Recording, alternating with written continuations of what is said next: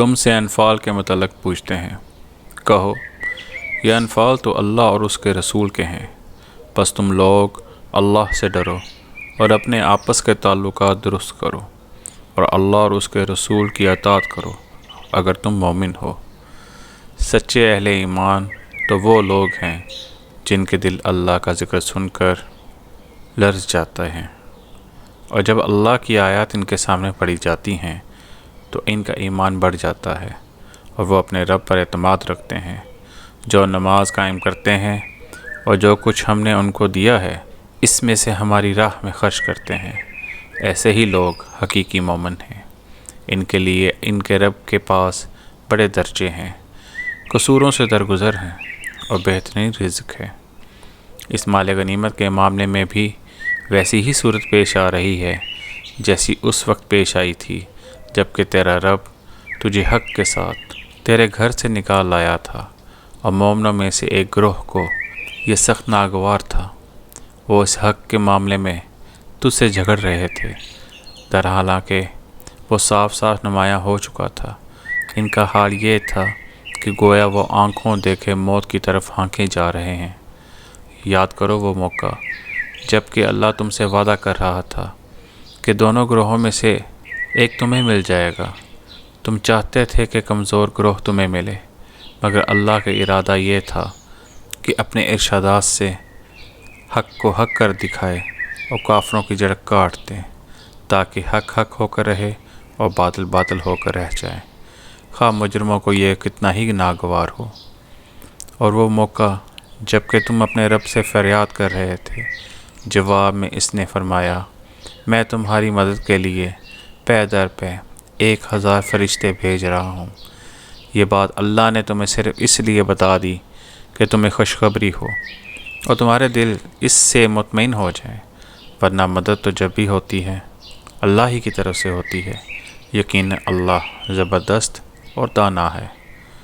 اور وہ وقت جب کہ اللہ اپنی طرف سے غنودگی کی شکل میں تم پر اطمینان اور بے خوفی کی کیفیت طاری کر رہا تھا، اور آسمان سے تمہارے اوپر پانی برسا رہا تھا تاکہ تمہیں پاک کرے اور تم سے شیطان کی ڈالی ہوئی نجاست دور کرے اور تمہاری ہمت بندھائے اور اس کے ذریعے سے تمہارے قدم جما دے۔ اور وہ وقت جب کہ تمہارا رب فرشتوں کو اشارہ کر رہا تھا کہ میں تمہارے ساتھ ہوں، تم اہل ایمان کو ثابت قدم رکھو، میں ابھی ان کافروں کے دلوں میں رعب ڈالے دیتا ہوں، پس تم ان کی گردنوں پر ضرب اور جوڑ جوڑ پر چوٹ لگاؤ۔ یہ اس لیے کہ ان لوگوں نے اللہ اور اس کے رسول کا مقابلہ کیا، اور جو اللہ اور اس کے رسول کا مقابلہ کرے اللہ اس کے لیے نہایت سخت گیر ہے۔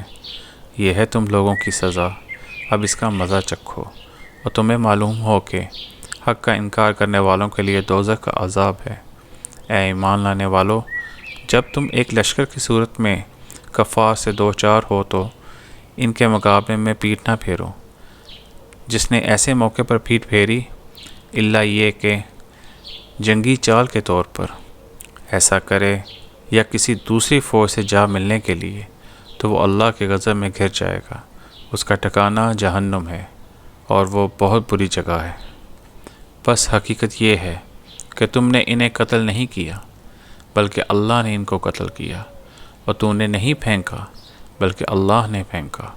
اور مومنوں کے ہاتھ جو اس کام میں استعمال کیے گئے تو یہ اس لیے تھا کہ اللہ مومنوں کو ایک بہترین آزمائش سے کامیابی کے ساتھ گزارتے۔ یقیناً اللہ سننے اور جاننے والا ہے۔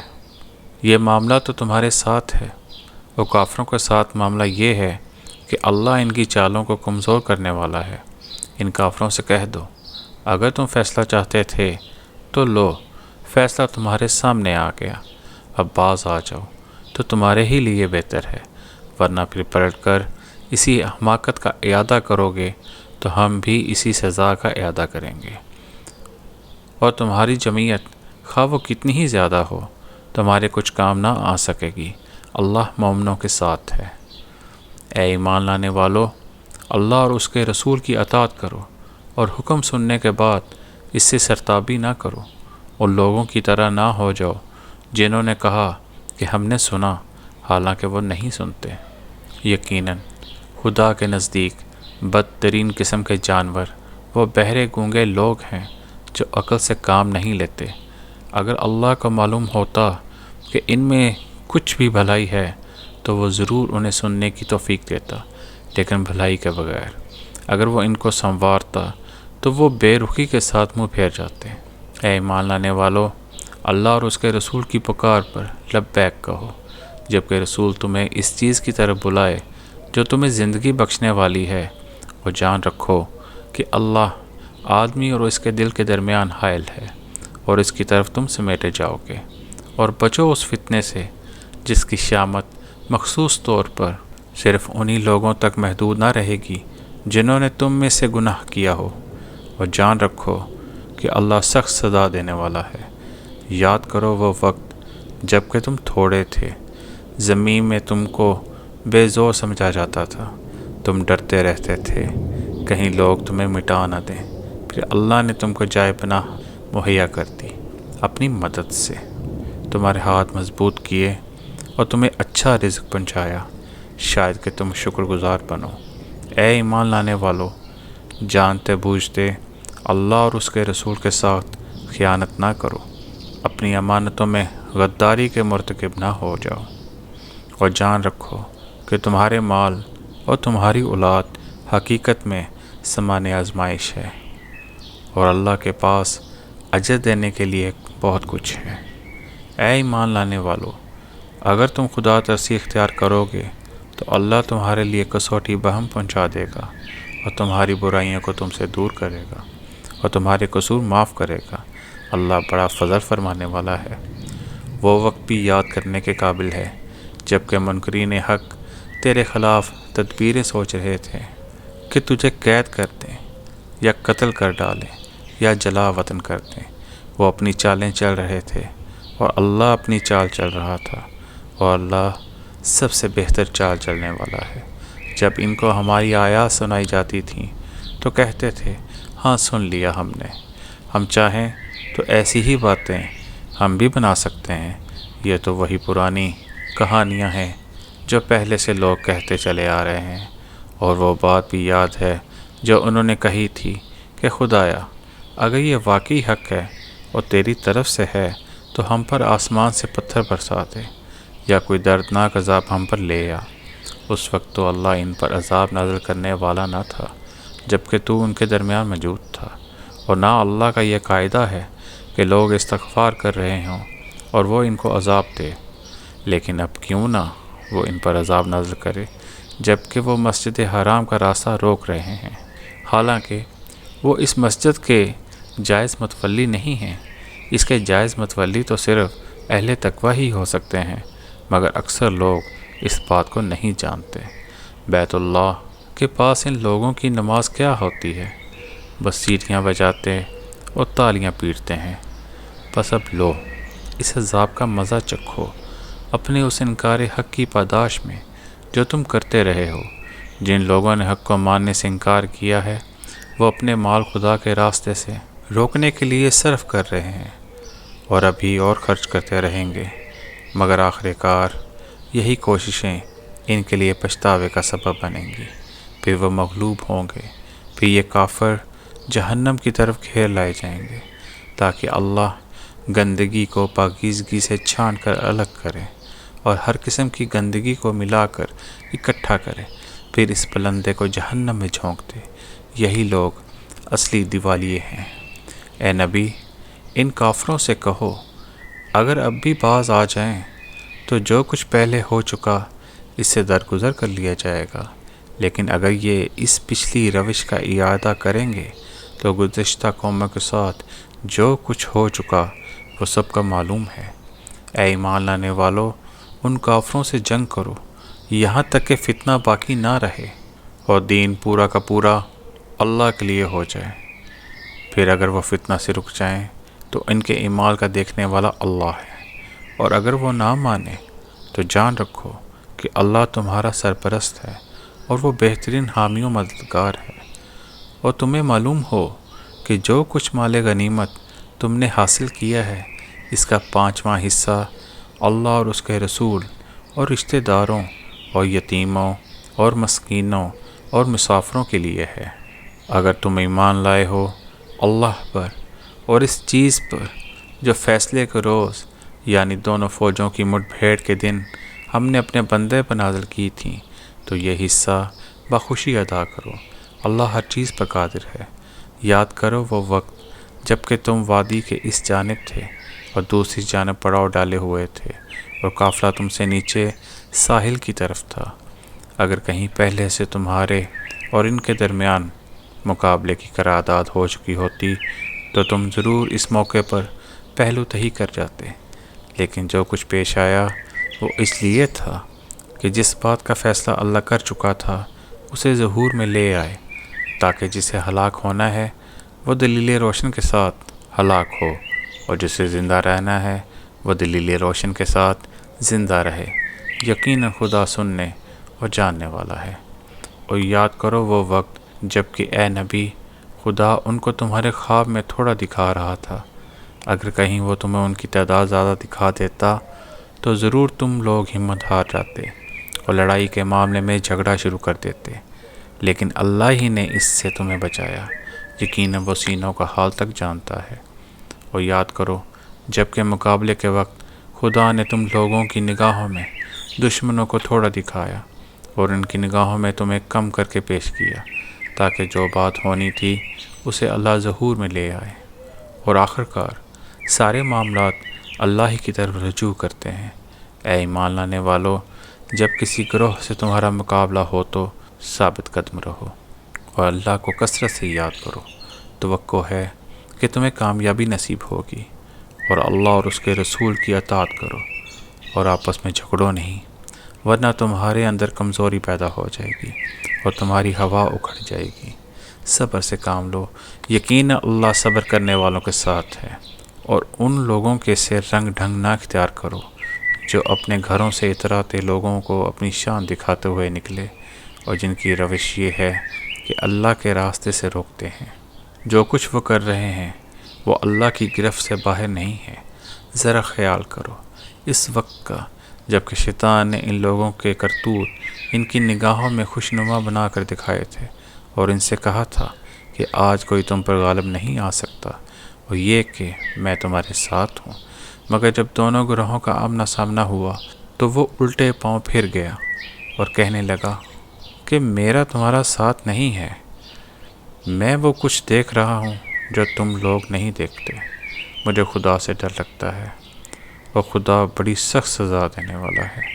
جبکہ منافقین اور وہ سب لوگ جن کے دلوں کو روگ لگا ہوا ہے کہہ رہے تھے کہ ان لوگوں کو تو ان کے دین نے خبط میں مبتلا کر رکھا ہے، حالانکہ اگر کوئی اللہ پر بھروسہ کرے تو یقیناً اللہ بڑا زبردست اور دانا ہے۔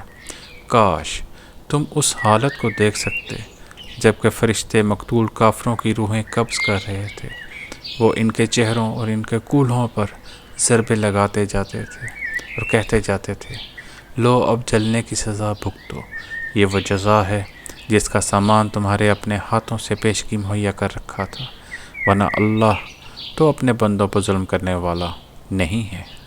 یہ معاملہ ان کے ساتھ اسی طرح پیش آیا جس طرح آل فرعون اور ان سے پہلے کے دوسرے لوگوں کے ساتھ پیش آتا رہا ہے، کہ انہوں نے اللہ کی آیات کو ماننے سے انکار کیا اور اللہ نے ان کے گناہوں پر انہیں پکڑ لیا۔ اللہ قوت رکھتا ہے اور سخت سزا دینے والا ہے۔ یہ اللہ کی اس سنت کے مطابق ہوا کہ وہ کسی نعمت کو جو اس نے کسی قوم کو عطا کی ہو اس وقت تک نہیں بدلتا جب تک کہ وہ قوم خود اپنے طرز عمل کو نہیں بدل دیتی۔ اللہ سب کچھ سننے اور جاننے والا ہے۔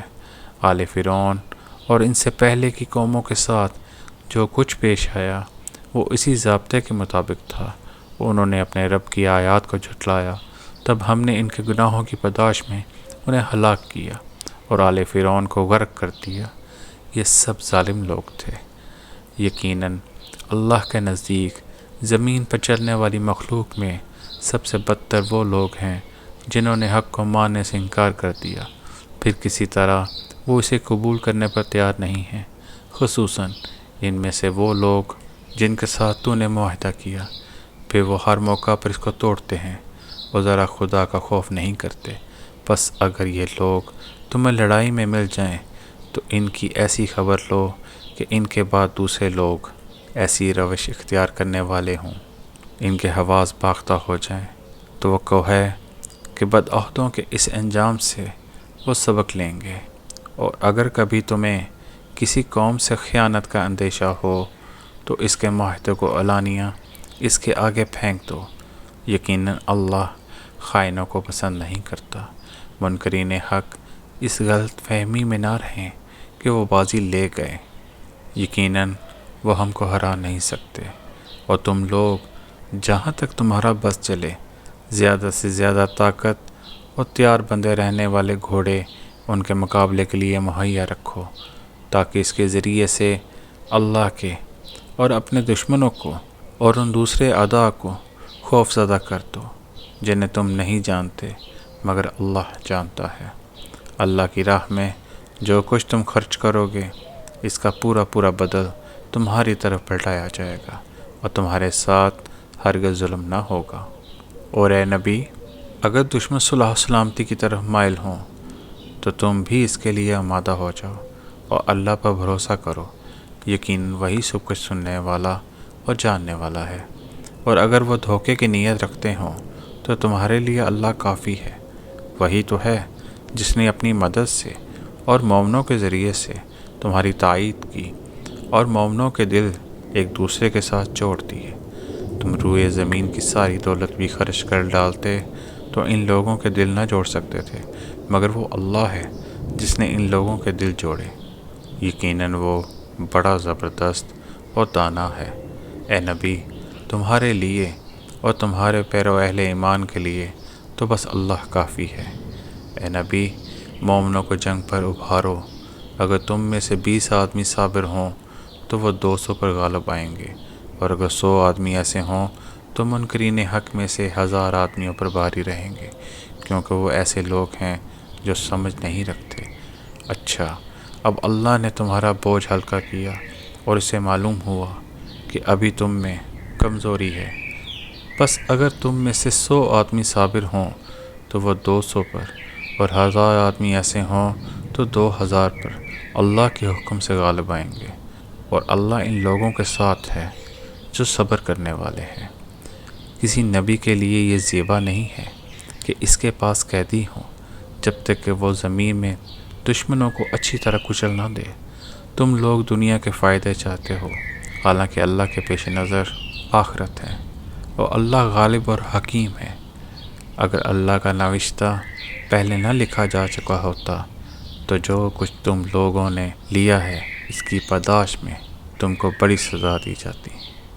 بس جو کچھ تم نے مال حاصل کیا ہے اسے کھاؤ کہ وہ حلال اور پاک ہے، اور اللہ سے ڈرتے رہو، یقیناً اللہ درگزر کرنے والا اور رحم فرمانے والا ہے۔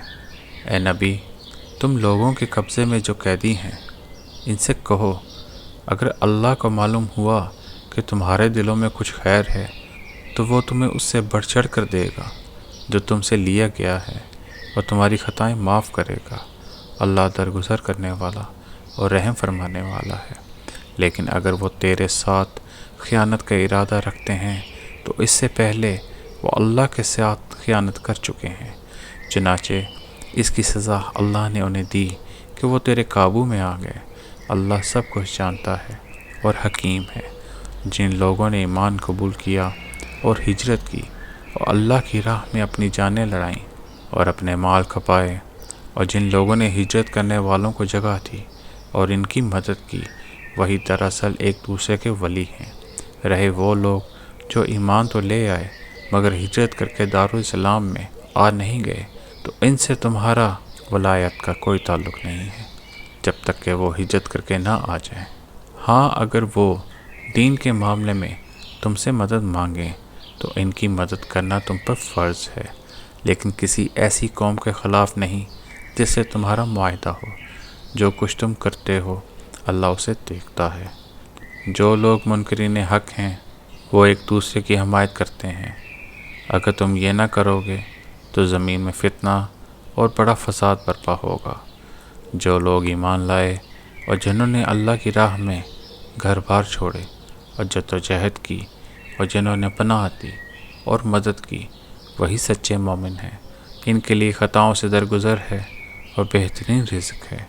وہ جو لوگ بعد میں ایمان لائے اور ہجرت کر کے آ گئے اور تمہارے ساتھ مل کر جد و جہد کرنے لگے، وہ بھی تم ہی میں شامل ہیں۔ اگر اللہ کی کتاب میں خون کے رشتہ دار ایک دوسرے کے زیادہ حقدار ہیں، یقیناً اللہ ہر چیز کو جانتا ہے۔